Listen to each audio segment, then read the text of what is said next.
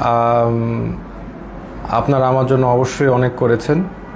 আপনারা আমাকে যখন ধরে নিয়ে যায় তখন আপনাদের অবদান অনেক ছিল, এটার জন্য আমি কৃতজ্ঞ অবশ্যই। আমি যেই কারণে আজকে লাইভ করতে আসলাম, যেখানে আপনারা সবাই যেহেতু স্টুডেন্টরা আন্দোলন করেছে আমার পক্ষে, যেটা আমাকে সাহায্য করেছে, আল্লাহ সুবহানাহু ওয়া তাআলা তো সবচেয়ে সাহায্য করেছে, তো অবশ্যই আলেম ওলামারা আমার ব্যাপারে ফেসবুকে অনেক কথা বলেছেন, তার জন্য আমি কৃতজ্ঞ। তো আমি আসলে সবার কাছে কৃতজ্ঞ। অনেক আইনজীবী আমার জন্য দাঁড়িয়েছে, তাদের কাছে আমি কৃতজ্ঞ।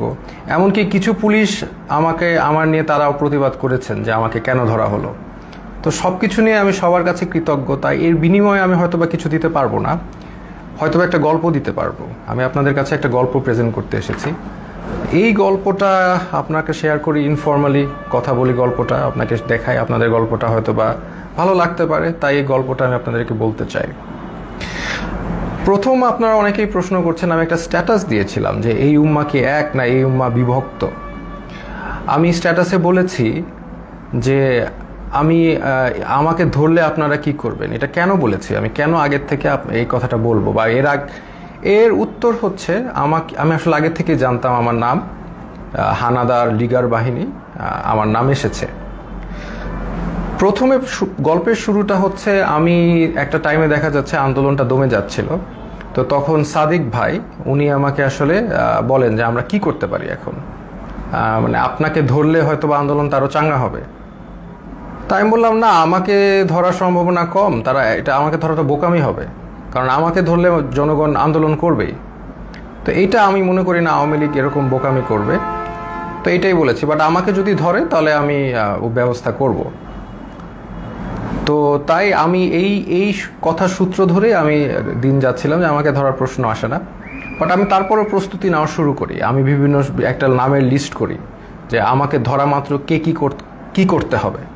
এবং এটা আমার ছোট বোনকে আমি শিখিয়ে দিই যে তুমি আমাকে ধরলে এই নাম্বারে, এই সব নাম্বারে ফোন দিবা, এনাকে এই কথা বলবা, ওনাকে এই কথা বলবা, অ্যাডভোকেট নাম্বার, মিডিয়ার নাম্বার, সবার নাম্বার আমি দিয়ে রেখেছিলাম। তারপরে একদিন হঠাৎ ডক্টর সরওয়ার হোসেন উনি আমাকে ফোন করে আমাকে বলেন যে আসিফ, তোমার আর আমার নাম এসেছে, তোমার আর আমাকে আটক করা হবে, তুমি এখন, আমি এইটা লাস্ট ফোন দিলাম তোমাকে, তুমি এখন তাড়াতাড়ি পালাও। তো উনি আমাকে অবশ্যই 100% ভালোবাসেন, না হলে উনি রিস্ক নিয়ে আমাকে ফোন দিয়ে জানাতেন না, কারণ আমাদের সবার ফোন ট্র্যাকিং হচ্ছে। এটা জেনেও ডক্টর সরওয়ার হোসেন আমাকে ফোন দিলেন এবং ফোন দিয়ে উনি আমাকে পালাতে বললেন, কিন্তু আমি রাজি হলাম না। কারণ আমাকে যদি ধরে, এই বোকামিটা যদি তারা করে, তাহলে তারা নিজেরাই বিপদে পড়বে। আর আমি কেন পালাবো? আমি যদি পালাই তাহলে তো মানে এটা তো আমি কোনো অপরাধ করি নাই। আমি যদি অপরাধ না করি তাহলে আমি পালাবো কেন? তাই আমি পালাই নাই। আমি একদম স্ট্রং ছিলাম। আমি পালাই নাই। আমি মোটামুটি প্রিপারেশন নিচ্ছি যে আমাকে ধরে মেরে ফেলা হবে অথবা আমাকে টর্চার করা হবে, দুইটার একটা কি হবে, বাট আই ডোন্ট কেয়ার। যদি এটা উম্মার কাজে দেয় তাহলে আলহামদুলিল্লাহ। তারপরে যে আমার বোনের যেগুলো প্রস্তুতি আছে, আমি নিজে একটা ভিডিও বানাই। আপনি যদি এই ভিডিও, সেখানে আমি বলি যে আমার যদি ভিডিওটা দেখেন তাহলে তার মানে আমি মৃত, আই এম ডেড, অথবা আমি গুম, এরকম একটা ভিডিও করে রাখি। তো করে আমার বোনকে সব শিখিয়ে দিই যে আমাকে ধরলে এটা করবা, ওইটা করবা, এটা করবা, এর কাছে যাবা, একে ফোন দিবা, সব একটা লিস্ট আমি করি। তো করার পর আমি আসলে মানসিকভাবে প্রস্তুত হয়ে যাই যে I can be dead, I can be killed, আমি শেষ হয়ে যাব। বা শেষ না হলে আরও খারাপ, যদি মেরে ফেলে তাহলে তো ভালোই। আপনারা তো জানেন তারা কি পরিমাণ অমানবিক টর্চার করতে পারে। তা আমি আসলে মরাটাই বেস্ট সিচুয়েশন ধরে নিয়ে আমি প্রস্তুতি নিয়েছি। তারপর আমি মনে করেন অপেক্ষা করে একদিন ওই দিন রাতে 1টার সময় বেল বাজে। তখন আমার মনে হয় যে রাজাকাররা আসছে বা ওই লিগার হানাদাররা আসছে। তা আমি যে দরজায় দেখি কি আমার দারোয়ান। তা আমি ঘুমের মধ্যে ছিলাম, তো আসলে ওইভাবে চিন্তা করি নাই যে এইটা একটা ট্র্যাপ। আমি খুলে দারোয়ানকে জিজ্ঞেস করতে গেলাম কি, সাথে সাথে দরজা ধাক্কা দিয়ে হানাদার লিগার বাহিনী ঢুকে গেল। আমি তো মানসিকভাবে প্রস্তুত, এখন ঢুকে গেছে, এখন তো আর কিছু করার নাই। আমি বললাম আপনারা দাঁড়ান, আমি আসতেছি। এটা বলে আমি আমার ছোট বোনের কাপড় নিয়ে আসতেছি। তো আমি আমার ছোট বোনের রুমে গিয়ে আমি ওর চুলটা টান দিলাম। ও রাগ করে উঠে বসলো, আমার দিকে তাকালো। তো আমি বললাম দে আর হিয়ার। তো ও বললো কে? পুলিশ? আমি বললাম you know what to do, তুমি জানো তোমার এখন কি করতে হবে, এই শেষ কথা। তারপর আমি একটা কাপড় নিলাম, নিয়ে আমি ওদের সাথে চলে গেলাম। ওরা আমার বাসার যে সিসি ক্যামেরা ওগুলো সব বন্ধ করে রেখেছে, কিন্তু লাকিলি একটা ক্যামেরা অন ছিল, ওরা বুঝে নাই সেটা, ওটাকে তারা ক্যাপচার হয়ে গেছে যে তারা এগুলো নিয়ে গেছে। প্রথম দিন রাতে তারা আরও কয়েকজনকে ধরার চেষ্টা করলো, পায়নি, আমাকে নিয়ে তার ডিবি অফিসে নিলেন। ওইখানে যে অবস্থা, মানে একটা ভয়ঙ্কর অবস্থা, মানে 80-100 জনের মতো লোক ছোট একটা স্পেসে, মানে কেউ বসলে কেউ শয়, কেউ শুইলে কেউ বসে, একসাথে সবাই শোয়ার স্পেস নাই।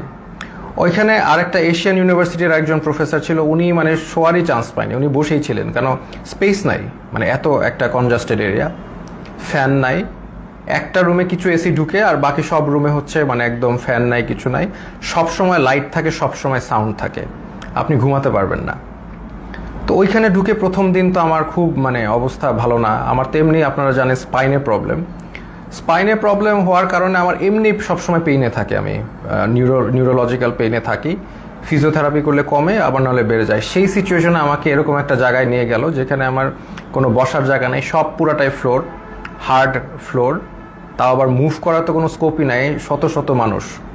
তো এরকম জায়গায় প্রথম একদিন ছিলাম, ওই রাতে ছিলাম। তারপরের দিন ওরা আমাকে ডেকে নিয়ে গেল উপরে নিয়ে তারা আমাকে প্রশ্ন করলো যে আপনি ব্র্যাকে কয়জন শিবির আছে। আমি বললাম আমি তো শিবির করি না, আমি কীভাবে জানবো ব্র্যাকে শিবির কয়জন আছে বা কি। এরকম অনেক প্রশ্ন করলো বারবার। তারপর অ্যাট ওয়ান পয়েন্ট তাদের মধ্যে ওই হানাদার লিগার বাহিনীর একজন, উনি আর কি জিজ্ঞেস করলো, বলেন তো এই কোটা দিয়ে আপনি এত কথা বলেন, কোটার পদ্ধতি কি, বিসিএস এর সিলেকশন প্রসেসটা কি। তা আমি তো আসলে বলতে পারি নাই, কারণ হচ্ছে আমি মানে মেন্টালি তো ওই লেভেলেই নাই, তাই না, আমি একটা মানে ভয়ঙ্কর একটা অবস্থায় আছি, ওই লেভেলেই নাই। তো তারপরে ওরা কি করলো, ওরা এসে আমাকে মনে করেন আমাকে ধাক্কা দিল, আমার তো স্কেচ নিয়ে হাঁটতে হয়, আপনারা জানেন একটা লাঠি নিয়ে হাঁটতে হয়, সে আমাকে ধাক্কা দিল, তারপর আমার মুখে হিট করা শুরু করলো। তো হিট করা শুরু করলো আমাকে, 6টা হিটের পরে আমি আসলে মানে অজ্ঞান হয়ে যাচ্ছিলাম। তো অজ্ঞান হয়ে যাচ্ছিলাম, তারা আমাকে বলে না ডোন্ট এরকম করে আমাকে দাঁড়া করাইলো, আবার 2-4 বার হিট করলো। তো তারপরে তারা আমাকে মানে বললো যে আপনি তো খুব খারাপ জায়গায় আসছেন, আপনার বাম পায়ে প্রবলেম, ওই ডান পাকে আমরা একদম ইয়ে করে আপনাকে পুরোপুরি লুলা বানাই দেবো। তো এরকম একটা কথা বললো, এবং আরেকজন লাঠি নিয়ে আসলো আমাকে মারবে, পরে ওরা লাঠি দিয়ে হিট করে নাই, না করে আমাকে ওই জায়গায় আবার সেই জায়গায় যেখানে রাখে সেখানে নিয়ে গেল। তো ওই জায়গায় আবার আমার থাকা শুরু হলো। মানে ওইখানে এমন একটা জায়গা, বললাম তো, কেউ যে এটা ফার্মের মুরগির মতো, ওইখানে কেউ মুভ করতে পারে না, কারণ এত মানুষ, এত শর্ট জায়গায় মুভ করার, কেউ হাঁটার কোনো সিস্টেম নাই। ওই যে আমি বললাম আপনাদের, কেউ শুলে, কেউ বসে, কেউ বসলে, কেউ শোয়, মানে আর সবসময় লাইট আর সাউন্ড কন্টিনিউয়াস, ঘুমানোর কোনো স্কোপ নাই। ওইখানে সবচেয়ে ভ্যালুয়েবল রিসোর্স হচ্ছে একটা বোতল, কারণ আমরা তো ফ্লোরের মধ্যে শোন, তো ওখানে তো হার্ড ফ্লোর, ওইখানে কেউ যদি একটা বোতল পায় আলহামদুলিল্লাহ, মানে এটা মানে এক ভ্যালুয়েবল রিসোর্স। তো ওই বোতলটার উপরে তারা মানুষ মানে পেলে যে খুশি। তা আমাকে অনেকে চিনেছে, ওইখানে চেনার কারণে দেখা যাচ্ছে 2 দিনের মধ্যে আমি একটা বোতল ম্যানেজ করলাম মাথায় দিয়ে শোয়ার জন্য ফ্লোরে, এই একটা অবস্থা। তো আরেকটা বিষয় হচ্ছে ওইখানে 80 জনের একটা টয়লেট, আর আমার তো এমনি যেহেতু হাই কমোড ইউজ করতে হয়, বিকজ আমার মানে স্পাইনে প্রবলেম আছে, তো ওইখানে লো কমোড, তাও আবার 80 জনের জন্য একটা, 100 জনের জন্য একটা।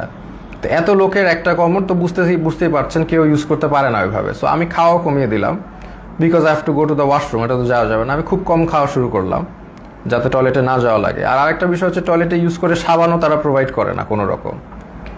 সো এইরকম একটা কন্ডিশনে আমরা যাচ্ছি। আর এরপর থেকে আর কি আসলে জিনিসটা বুঝলাম যে বিষয়টা কি, আসলে বুঝার বিষয় ছিল, এখন আমি বুঝতে পারলাম।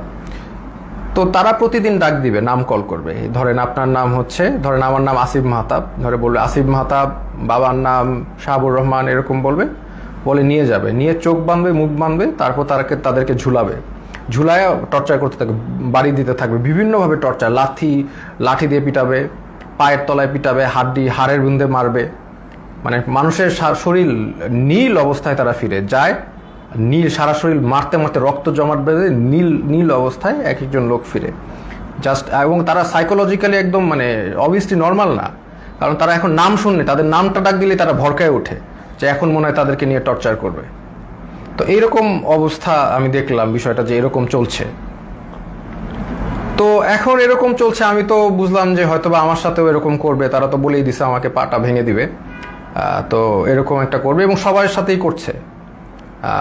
স্পেশালি জামাতের যারা আছে তাদেরকে, মানে জামাত যেহেতু বলে ফেলছে একবার, তাদেরকে মানে অমানবিকভাবে টর্চার করছে জামাত। আর নূর ভাইয়ের সাথেও ওইখানে দেখা হলো, নূর ভাইরে বললাম কি অবস্থা, তো নূর বলল যে যে ভাই আমাকে তো অনেক মারছে, হাত দিয়ে দেখালো, হাত নীল হয়ে গেছে। তো এই এই এই হচ্ছে সিচুয়েশনটা। আর ওখানে তো মানে আর সব সময় তো লাইট, বাইরে যে একটা আলো, বাইরে যে বৃষ্টি পড়তেছে নাকি এটা আমরা গেস করা শুরু করলাম যে বাইরে আদৌ বৃষ্টি পড়ছে কিনা, কারণ মোটা ওয়াল, কোনো উইন্ডো নাই, কোনো বাইরের কোনো আলো বাতাস তো আমি জানি নাকি, ভিতরের মধ্যে থাকি আমরা বদ্ধ ঘরে, শুধু আলো আর এই যে কনস্ট্যান্ট সাউন্ড, মানে এই একটা অবস্থা। তো এরকম যাচ্ছে, এরকম একটা অবস্থা যাচ্ছে। তো এখন দেখলাম অনেকে ভেঙে পড়তেছে। তো আমি আর কি আমি আমার মতো করে ইন্সপিরেশন দেওয়ার চেষ্টা করলাম যে আপনারা এইভাবে টর্চার্ড হচ্ছেন, আপনি কি মনে করেন না আল্লাহ আপনাকে এটার জন্য রিওয়ার্ড দিবেন? আজকে আপনারা তো জানেন নবী করিম সাল্লাল্লাহু আলাইহি সাল্লাম বলেছেন যে আপনি যদি এইভাবে নির্যাতিত হন আপনার গুনাহ মাফ হচ্ছে, আপনাদের গুনাহ মাফ হচ্ছে। আপনার যদি গুনাহ এইখানে থাকার কারণে গুনাহ মাফ হয়ে জান্নাতুল ফেরদৌসে যেতে পারেন, এটা আপনার জন্য ভালো, নাকি এইখানে ভালো থাকলেন তারপর জাহান্নামে গেলেন, এটা ভালো? তো এইভাবে আমি সবাইকে একটু ইন্সপায়ার করার চেষ্টা করলাম, মোটিভেশন দেওয়ার চেষ্টা করলাম। আর আমার নিজের তো হেলথ কন্ডিশন ডিটোরিয়েট করতেছে প্রোগ্রেসিভলি, আর ওয়াশরুমের ইস্যুটা তো ছিলই। তো এইরকম একটা অবস্থায় সবাইকে মানে মোটিভেট করছি আমি। আর আমার নিজেরও তো ওই যে ফার্স্টের দিন যেভাবে আমার মুখে ফেসে হিট করেছে, এই পরে তো আমার একটা দিন জ্বরই ছিল, আমি শুয়েছিলাম। তো এই হচ্ছে আমাদের মানে সিচুয়েশন। আমি ওখানে একদিন শুয়েছিলাম, তারপরেও আমি সবাইকে মোটিভেশন দেওয়ার চেষ্টা করি। একটা ছেলে আসলো, সেই ছেলেটা কাঁদতে কাঁদতে, স্যার আমি তো কিচ্ছু করি না, আমি জাস্ট ইলেকট্রিক্যাল কাজ করি, আমাকে ধরে নিয়ে আসছে স্যার, আর ধরে নিয়ে আমাকে টর্চার করতেছে, কাঁদতে কাঁদতে শেষ। আমি বললাম কাঁদতেছো কেন, মানে তুমি পুরুষ মানুষ না, are you not a man, তুমি কাঁদবা কেন, টর্চার করলে করবে। বলে স্যার আমাকে স্বীকার করতে বলে, আমি খুন করেছি, এই করেছি, আমি তো করি নাই স্যার। বলে করবা না, স্বীকার করবা না, তোমার পাটা যদি কেটেও ফেলে তারপরেও তুমি স্বীকার করবা না, কেন করবা? যেটা সত্যি সেটা বলবা, তুমি করবা না স্বীকার, আমাকে মেরে ফেলবে। তো ওইখানে আবার একটা জিনিস বুঝলাম যে সবাই কান্নাকাটি করে যে তাদের একটু মানে জেলে কবে যাবে, মানে তাদের জেল হচ্ছে তাদের জন্য স্বর্গ। ওইখানে যেভাবে টর্চার করে, যে নাম ডাকবে, বাবার নাম ডাকবে, দ্যাট মিনস তাদেরকে টর্চার করা হবে। তা এই জন্য তারা যদি জেলে যেতে পারে, এটার জন্য তারা দোয়া করে আল্লাহর কাছে, আল্লাহ আমাদের যাতে জেলে দেয়। তো এরকম অবস্থা। আমাকে তারপরের দিন, আমি তো অলরেডি এর মধ্যে তো আমি আমার বোনকে বলে আসছি, তার মানে আমার যে ভিডিওটা ছিল যে আপনি আমার ভিডিও দেখলে আমি মৃত, হ্যাঁ, তো এই ভিডিওটা আমি আশা করছি যে পোস্ট হয়ে যাবে। আমার বোনকে যেভাবে কাজ করতে বলেছি করবে, লয়াররা কাজ করবে। তো এটা আমি আশাবাদী ছিলাম যে ইনশাল্লাহ সবাই যার যার অবস্থা থেকে কাজ করবে, স্টুডেন্ট আন্দোলন করবে, যে এইগুলো করার পরে এবং জনগণ যখন এটার এগেনস্টে কথা বলবে, আরেকটা ইস্যু হয়ে যাচ্ছে, ফার্স্ট অফ অল আরেকটা নতুন ইস্যু হয়ে যাবে, যেটা দিয়ে আবার আন্দোলন শুরু হবে। এটা আমি জানতাম। আর এটার পরে আমাকে যদি আরও টর্চার করবে, কিন্তু এটা তাদের জন্য আরও খারাপ হবে। তো তারপরে আমাকে তারা ঠিকই গুম করা অবস্থায়, আর আমার বাবা মা যতটুকু জানলাম আমাকে গুম করে ফেলছে। তো এটা তারা বলছে, তারা স্বীকার করে না যে তারা নিয়ে আসছে। তো এই অবস্থায় তারা আমাকে কোর্টে চালান দিল। তো আমি চিন্তা করলাম যে কোর্টে যেহেতু যাচ্ছি, এখানে মিডিয়া পাইলে আমি আমার এক আঙ্গুল দেখাবো, শাহাদাত, এক উম্মা, আমরা এক উম্মা, হ্যাঁ, আমার গায়ে আমরা সবাই এক। তো এই সিম্বলটা আমি চিন্তা করেছি দেখাবো। তো আমি জানি যে এগুলো দেখালে তারা আমাকে আরো অনেক নির্যাতন করতে পারে, দেখাইলাম, কারণ এটা আমি তো জানি জনগণ বুঝবেন যে আমি এক আল্লাহ, এক রসুল, এক উম্মা, এই কথাটা আমি বুঝাতে চাচ্ছি যে আমরা সবাই এক। আমার অত্যাচার যা হলে হবে, এই অত্যাচারের কারণে যদি আপনারা স্বাধীনতা পান, এই জুলুমের থেকে মাফ পান, তাহলে আলহামদুলিল্লাহ, নো প্রবলেম, আমাকে অত্যাচার করুক। তো আমি ডিসিশন নিয়ে নিলাম, এক দেখাবো।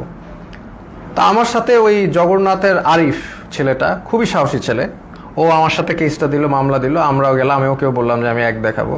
তো এই অবস্থায় এই এক উম্মা শাহাদাতের আঙ্গুল দেখিয়ে আমি ওই কোর্টে দেখালাম, এবং কোর্টে আমাকে সম্পূর্ণভাবে মানে কোর্টের যে জাজ, তিনি আমাকে দেখে চিনে বললে আপনাকে ওখানে দাঁড়ানো লাগবে না, আপনি বসেন।